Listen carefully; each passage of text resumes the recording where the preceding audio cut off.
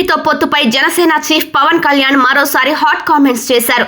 Pawan Kalyan Rajahmundry rural నియోజకవర్గ జనసేన నేతలతో భేటీలో పార్టీ భవిష్యత్తుపై కీలక సూచనలు చేశారు. ఎన్నికల్లో ఒంటరిగా పోటీ చేయాలని చాలా మంది సూచిస్తున్నారని, లేదా ఎక్కువ స్థానాలు డిమాండ్ చేయాలని సలహాలు, లేఖలు వస్తున్నాయని తెలిపారు. కానీ టీడీపీతో పొత్తు చాలా అవసరమని, ఏపీ ప్రయోజనాల కోసమే సైకిల్ పార్టీతో కలిసి వెళ్తున్నామని పవన్ స్పష్టం చేశారు.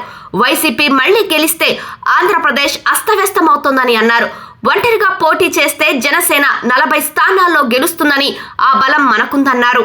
జనసేన పోటీ చేసి గెలిచేందుకు ఎలక్షనీరింగ్ చాలా కీలకమని, మనకు రావాల్సిన ప్రతి ఓటుని పోలింగ్ బూత్ వరకు తీసుకెళ్లి మన గుర్తు మీద ఓటు పడేలా చేయాలని కేడర్కు సూచించారు.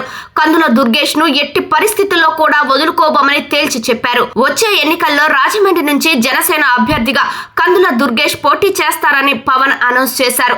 Rajahmundry rural seat Janasena TDP మధ్య హాట్ టాపిక్ గా మారింది. టీడీపీ నుంచి సిట్టింగ్ ఎమ్మెల్యే గోరంట్ల బుచ్చయ్య చౌదరి పోటీ చేసేందుకు రెడీ అవుతుండగా, రాజమండ్రి రూరల్ నుండి జనసేన పోటీ చేస్తోందని అభ్యర్థిని పవన్ ప్రకటించడం సంచలనంగా మారింది.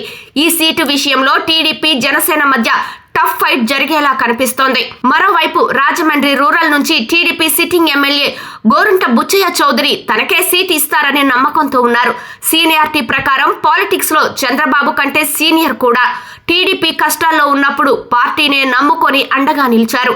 రాబోయే ఎన్నికలే తనకు లాస్ట్ అనే ప్రచారం సాగుతోంది.